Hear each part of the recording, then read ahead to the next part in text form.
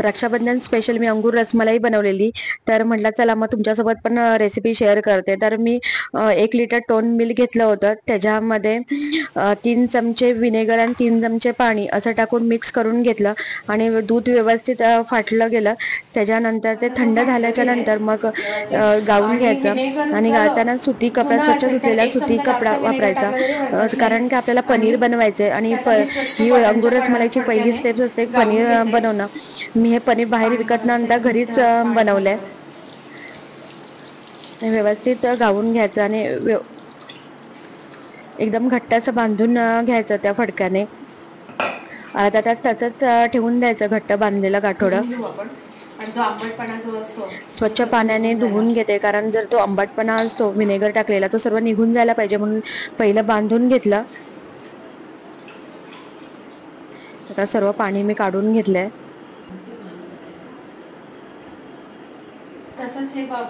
आणि हे आता तसंच मी ठेवून देते थोडा वेळ, अर्धा तास तरी मी ठेवून दिलं साईडला।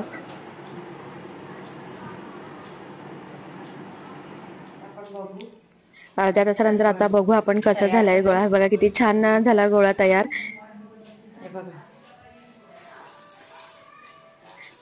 आणि हे आता व्यवस्थित असं मिक्स करून घेते।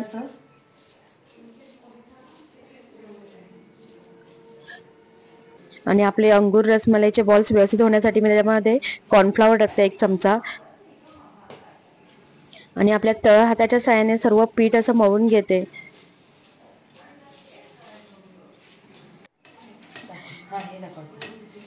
सर्व पीठ असं मळून घेतलं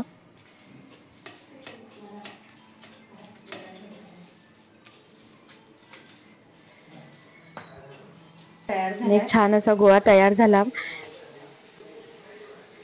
आणि हे बघा आता मी बॉल तयार करायला घेतले आणि बॉल करताना आपल्याला कळतं, म्हणजे जर पीठ जर व्यवस्थित मळलं नसेल किंवा तो पनीरचा गोळा व्यवस्थित झाला नसेल तर ते क्रॅक वगैरे जातात। माझे असे काही क्रॅक वगैरे गेले नाही। सर्व पिठाचे मी गोळे तयार करून घेतले, जेवढे आपल्याला साईजला पाहिजे तेवढी साईज आपण गोळे तयार करून घ्यायचे। आणि एका साईडला मी पाक करायला घेतलं, म्हणजे पूर्ण पाक नाही तयार करायचं आपल्याला, त्यासाठी मी 1 कप साखर घेतले आणि 5 कप पाणी टाकलं आणि त्या पाण्याला फक्त उकळी येईपर्यंत, व्यवस्थित असं उकळी येईपर्यंत हाय फ्लेमवरती पाक करून घेतला। जास्त घट्ट नाही करायचा आपल्याला तो पाक। आणि आता माझी पाक तयार झाला आणि त्याच्यामध्ये जेवढे आता तयार केले गोळे ते टाकून घेते। थोडी गॅसची फ्लेम मी स्लो केली, कारण की अंगावरती हातावरती येण्याचे चान्सेस होते, म्हणून गॅसची फ्लेम छोटी केली आणि सर्व गोळे आता टाकून घेतले। पुन्हा एकदा गॅसची फ्लेम मोठी करून ठेवून दिली, कारण ते बॉल्स व्यवस्थित शिजायला पाहिजेत म्हणून। बघा सर्व गोळे आपले व्यवस्थित, आता साईज बघा केवढी मोठी झाले, म्हणजे ते आता व्यवस्थित शिजले गेलेत। मी तरी सुद्धा एका साईडने त्यांना पलटी करते, कारण त्याच्या व्यवस्थित शिजायला पाहिजेत म्हणून, पाक सुद्धा आतमध्ये जायला पाहिजे। आता आपले गोळे असे व्यवस्थित शिजले गेलेत, कारण त्या साईजने मोठे झालेत। आणि नंतर गॅसची फ्लेम बंद करून तसेच 1-1.5 तास पाकामध्ये ठेवून द्यायचे आणि तोपर्यंत मग मी बासुंदी बनवायला सुरुवात केली। आणि एका साईडला बासुंदी तयार करायला ठेवली, त्यासाठी मी 1 लिटर दूध घेतलंय। मी दुधामध्ये केसाच्या काड्या, वेलची पावडरने अर्धा कप साखर टाकून घेतली। बासुंदी अशी दाटसर अशी बनवायची नाही, थोडी अशी पातळच बनवायची, कारण काय ती बॉल्समध्ये व्यवस्थित झाला पाहिजे। हे बॉल्स आपल्याला ह्याच्यामध्ये पाकामध्ये जवळपास 1-1.5 तास तसेच ठेवायचे। 1.5 तासाच्या नंतर मी काढलेत ते आणि थंड बर्फाच्या पाण्यामध्ये टाकून घ्यायचे। जर ते बॉल खाली गेले तर म्हणजे व्यवस्थित शिजले गेलेत आतून, आणि जर वरती तरंगत राहिले तर ते व्यवस्थित शिजलेले नसतात। हे बघा मी जेवढे दाबले तेवढे सुद्धा वरती येतात, म्हणजे एवढे स्पंज सारखे झालेत व्यवस्थित असे। आणि नंतर ते सर्व बॉल्स मी बासुंदीमध्ये टाकून घेतले।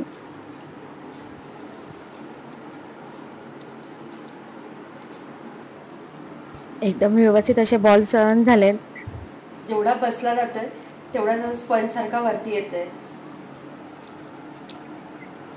जेवढे मी प्रेस करते तेवढे वरती येतात, म्हणजे एवढे मस्त सॉफ्ट असे झालेले. आणि आपली इकडे बासुंदी पण तयार झाले. बासुंदी आता बॉल्स टाकल्यानंतर बघा किती अंगूर रसमलाईचे बॉल्स टाकल्यानंतर एवढे छान अशी म्हणजे एकदम मस्त असे झाली होती. मस्त असे झाले. आणि आता 4 ते 5 तास मी असेच ठेवणार आहे. उद्या रक्षाबंधन आहे, अशी बाहेरच्या सारखीच वाटत होती बासुंदी बघायला. रात्रभर आले तर अजून त्याच्यामध्ये जाईल. छान असे आपले आता मुरले. आणि दुसऱ्या दिवशी एवढी छान असे बॉल्स असे व्यवस्थित झाले होते. अंगूर रसमलाई मस्त एकदम हे बघा एवढे सॉफ्ट आणि छान झालेले. म्हणजे बाहेरच्या खाण्याचा आनंद मिळाला, कारण आपण जेव्हा एक पाव वगैरे घेतो त्याच्यामध्ये भरपूर कमी पीसेस येतात. जर आपण घरी असे ट्राय केल्यामुळे भरपूर खायला मिळतं. आणि आमचं आता रक्षाबंधन सेलिब्रेशन सुरू झालं. सर्व हे मुंबईकर म्हणजे जे होते मग ताई आलेली ननंद ताई आमच्या, आणि त्यांना जायचं होतं त्यामुळे आमची तयारी दुपारीच मी रक्षाबंधन जेवण झाल्यानंतर आटपून घेतलं. ताईचं आणि महेशांचं रक्षाबंधन लगेच जायचंय म्हणून रक्षाबंधन सण यासाठी छान वाटतात की सर्वजण घरी येतात, आवर्जून घरी येत असतात. त्यामुळे जरा बरं वाटतं रोजच्या रुटीन पेक्षा काहीतरी असं. आणि आल्याशिवाय असे सण वाटत नाही माणसं घरी आल्याशिवाय. मग त्यांना काहीतरी असं बनवायचं म्हणून माझा प्रयत्न असतो, म्हणजे कोण आलेले पाहुणे घरी व्यवस्थित जेवून जावेत असा प्रयत्न असतो माझा नेहमी. काहीतरी जेवायला वेगवेगळं असं बनवायचं. आणि सकाळी येऊन संध्याकाळी सर्व जाणारे असं दुपारी 3:30च्या ट्रेननी.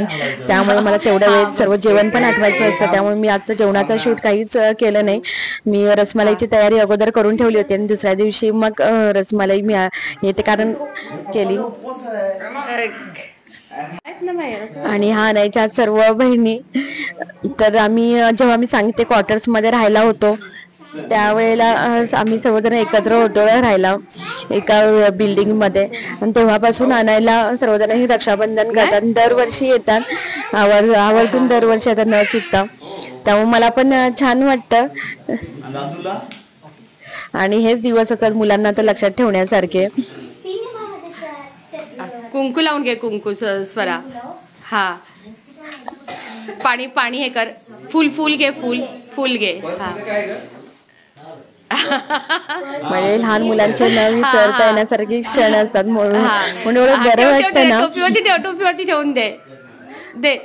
नाही पण आवर्जून त्यांची वाट बघत असतो. येणार आहेत ना की म्हणजे मला फोन करायला सांगतो की येणार आहेत का विचार त्यांना. इकडे कारण त्याला सवय झाली आता त्या सर्वांची. साईडला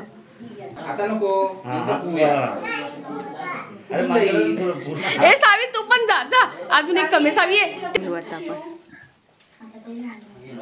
नंतर अमुदादा म्हणजे माझा भाचा, त्याचं मग औक्षण वगैरे सावी करत होती, त्याची पण पूजा.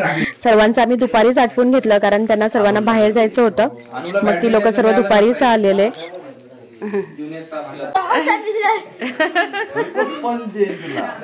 अमुला पण आता सावी असल्यापासून मजा येते त्याला पण.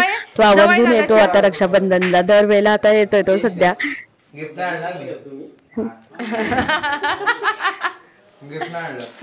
तिला अजून नाही काय कळते.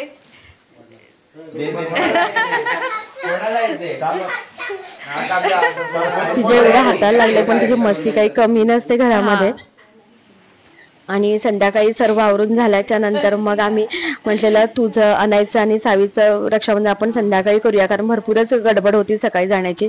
आणि तिला कपडे बिलकुल हे नव्हते. मी कसे तरी जबरदस्तीने म्हटलं घाल आता कपडे थोडेफार व्यवस्थित असे कपडे घाल. तेव्हा तिने घातले कपडे.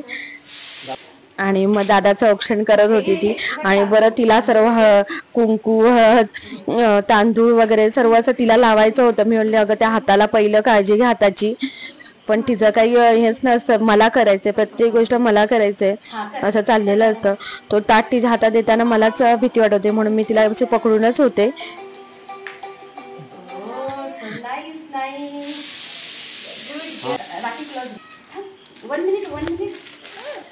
नाही तर ती वाटच बघ कधी सावी राखी बनव मला कधी बांधणार म्हणलं रे संध्याकाळी बांधेल आता बरीच घाई होती त्यामुळे आपण संध्याकाळी निवांत बांधू. नाही बघा राखी सुद्धा तिला बांधायची बरं त्या हाताने तिला फक्त त्या हाताचे फिंगर्स ओपन आहेत दुसऱ्या हाताचे पण त्या हाताने ती घेऊन कसं कसं मी करणार असंच चालू होतं तिचं. पण दादाला मलाच राखी बांधायची आहे आणि सर्व तिची खाण्याची खाऊ द्यायची त्याला जबरदस्त खाऊ मी तुला भरवणार खाऊ द्यायचं मला दादालाच मी देणार.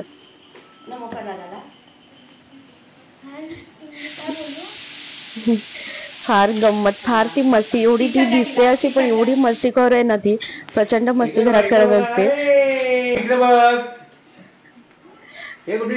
असं उभं घेतलं तिला फोटो काढायला कधीच शांत दिवशी बसत नाही. साडी वगैरे नेसून अशी तयार झाले आणि माझं रक्षाबंधन म्हणाल तर सर्वजण मुंबईला असल्यामुळे मी काही गेले नाही आणि सावीला तर आम्ही घेऊन जाऊ शकत नाही त्यामुळे मी गेलेच नाही. मग ताई वगैरे म्हणजे ननंदा म्हणजे महेशचं रक्षाबंधन तर मग इकडे केलं ताई वगैरे घरी आलेली तर त्यामुळे त्यांचं रक्षाबंधन झालं अनयचं रक्षाबंधन पण झालं फक्त माझंच एकटीचं नाही झालं. मी ऑनलाईन असं मग फक्त सर्वांना व्हिडिओ कॉल करूनच माझं मी रक्षाबंधन केलं. म्हणजे असं थोडंफार मिस करतो वगैरे जास्त वेळ मिस करतो ज्या वेळेला सर्वजण एकत्र येतात ना त्यावेळेला जास्त कसरी वाटतं म्हणजे असं एकटं असं वाटतं थोडंफार.